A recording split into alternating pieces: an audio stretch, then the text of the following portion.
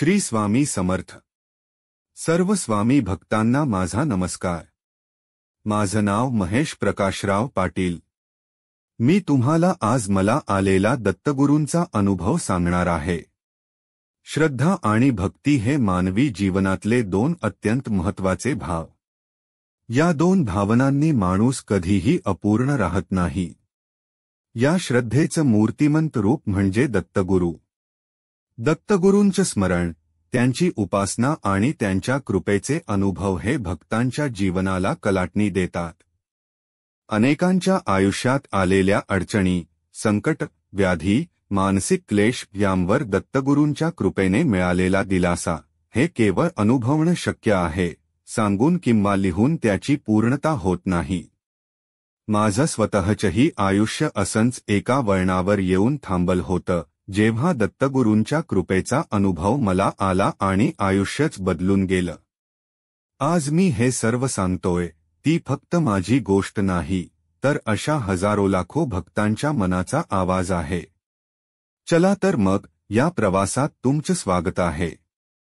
मित्रांनो, या चॅनेलवर तुमच्यासोबत जे काही वाटतोय ते केवळ शब्द नाही, ते अनुभव आहेत। जर हे विचार, हे क्षण तुमच्या मनालाही भावत असतील, जर तुम्हाला इथं काही क्षणांचा आत्मिक स्पर्श झाला असेल, तर एक विनंती आहे, या चॅनेलला सबस्क्राईब करून एक लाईक नक्की करा। तुम्ही मनापासून केलेल्या सबस्क्राईबमुळे भक्तीचा हा प्रकाश आणखी दूरपर्यंत पोहोचू शकेल। हा सन 2011चा कालावधी होता। माझं वैयक्तिक आणि व्यावसायिक आयुष्य पूर्णपणे अंधारात गेलेलं। एकीकडे नोकरी गेली होती, घर चालवण्याचे साधन नव्हतं, आईवडील आजारी होते आणि वरचढ म्हणजे मी मानसिकदृष्ट्या पूर्णपणे खचलेलो होतो। कोणत्याही गोष्टीत समाधान नव्हतं आणि जीवनाचं सारच हरवल्यासारखं वाटत होतं।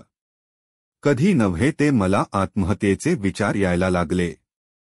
माझ्या भोवतालचं जग, मित्र, नातेवाईक कुणीच मला समजून घ्यायला तयार नव्हते। अशा वेळी माणूस एकटं पडतो आणि त्याला कुणीतरी हात द्यावा असे वाटतं असते, पण कोण देणार तो हात?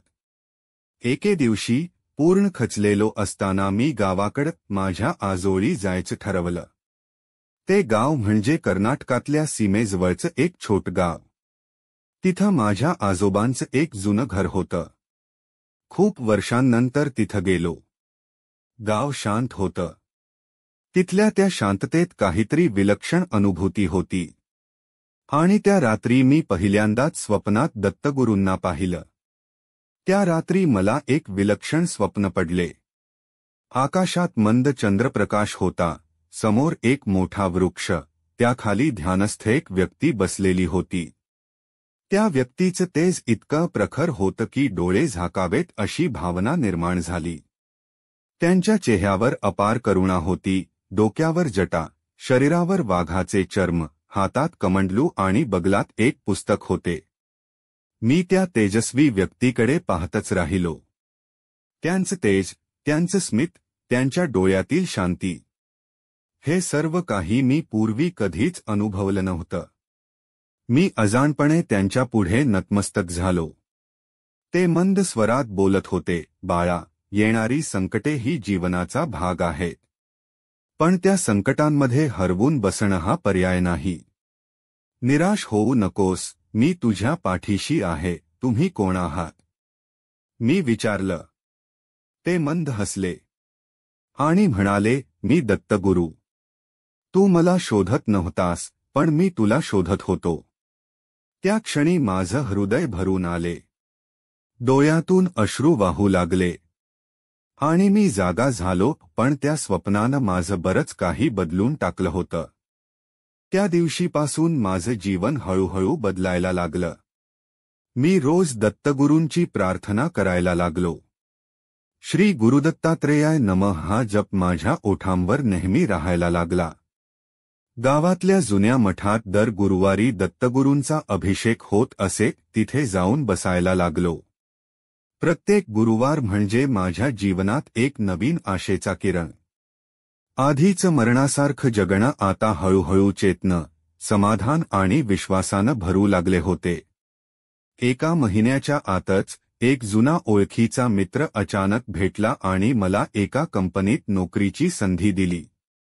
त्या क्षणी मी मनोमन दत्तगुरूंना धन्यवाद दिला आणि समजलं हा फक्त योगायोग नव्हता, ही दत्तगुरूंची कृपा होती.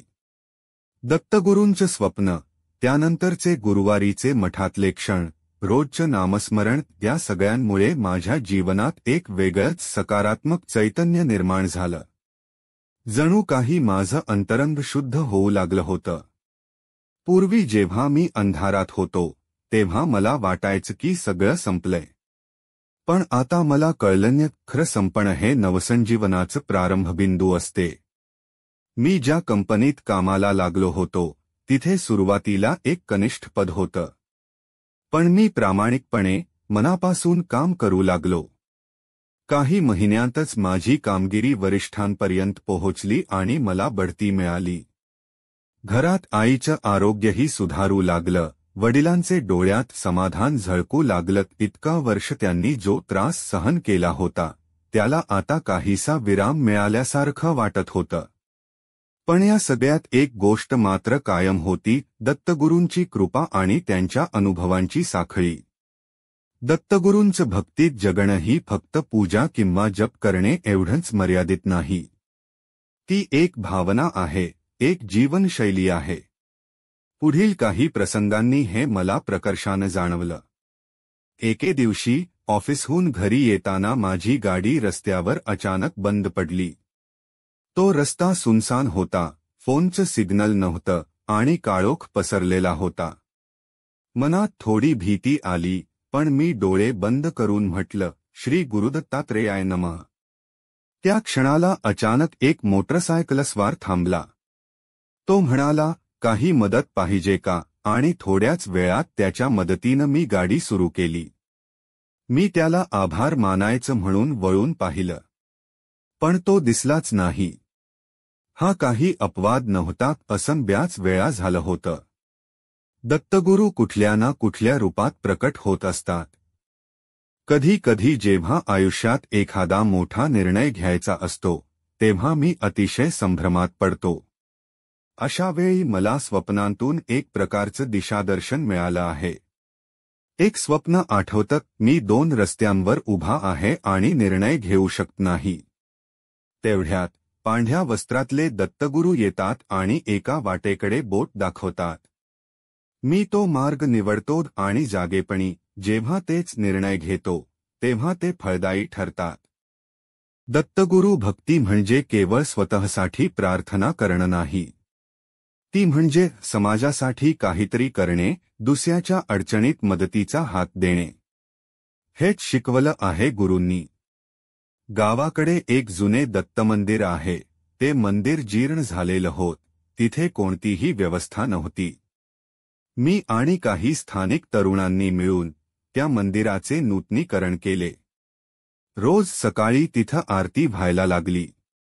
लहान मुलांसाठी संस्कार वर्ग सुरू झाले. त्या मंदिराच्या परिसरात एक चैतन्य निर्माण झालं. तिथं गेलं की मन शांत व्हायचं. आणि हीच खरी दत्तसेवा आहे. जसजसे हे अनुभव मनात रुजत गेले तसतसं एक गोष्ट समजली, दत्तगुरू हे केवळ एक दैवत नाहीत, ते एक शाश्वत ऊर्जा आहे. ती ऊर्जा प्रत्येकाच्या अंतःकरणात असते. जेव्हा आपण निःस्वार्थ श्रद्धेनं त्यांना हाक मारतो तेव्हा ती ऊर्जा जागृत होते आणि मार्ग दाखवते. माझे जीवन आता पूर्णतः बदललेलं आहे. पूर्वी मी जीवनात हारलो होतो, आता मी आनंदाने जीवन जगतो आहे आणि याचं पूर्ण श्रेय माझ्या गुरूंना आहे. गुरुवारी मी जेव्हा दिवा लावतो तेव्हा माझ्या डोळ्यात पाणी येतं, पण ते अश्रू आता दुःखाचे नसतात. ते असतात कृतज्ञतेचे. दत्तगुरूंचं तत्वज्ञान हे केवळ कर्मकांडात नाही, ते जीवनात आहे. त्यांनी दिलेला संदेश स्पष्ट आहे. स्वधर्माचे पालन करा. गुरुविना ज्ञान नाही. सेवा हीच खरी साधना आहे. शांत मन हेच खरे मंदिर आहे. जेव्हा आपण हे आचरणात आणतो तेव्हाच गुरूंच्या कृपेचा अनुभव अधिक खोलवर जाणवतो. हा माझा दत्तगुरूंच्या अनुभवांचा प्रवास भावनांनी ओथंबलेला, सत्यप्रसंगांनी भरलेला आणि गुरूंच्या कृपेने भारलेला आहे. हे मी सांगत नाही, हे गुरूंच्या इच्छेनं उलगडलेलं एक अनुभवसिंधू आहे. जे भक्त दत्तगुरूंचे नामस्मरण करत असेल तर मी खात्रीनं सांगतो त्याच्याही आयुष्यात काही ना काही रूपानं गुरु येतील. कारण हे गुरूंचं वचन आहे. जो माझं स्मरण करतो त्याचं मी रक्षण करतो. श्री गुरुदत्तात्रेयाय नमः. जर या अनुभवांनी तुमच्या मनाला स्पर्श केला असेल तर प्रेमानं या चॅनेलला सबस्क्राईब करा आणि एक लाईक करून हा भक्ती प्रवाह पसरवायला मदत करा. तुमचं एक सबस्क्राईब कोणाच्या तरी जीवनात दत्तगुरूंच्या भक्तीची ज्योत पेटवू शकते. जय श्री गुरुदेव दत्त.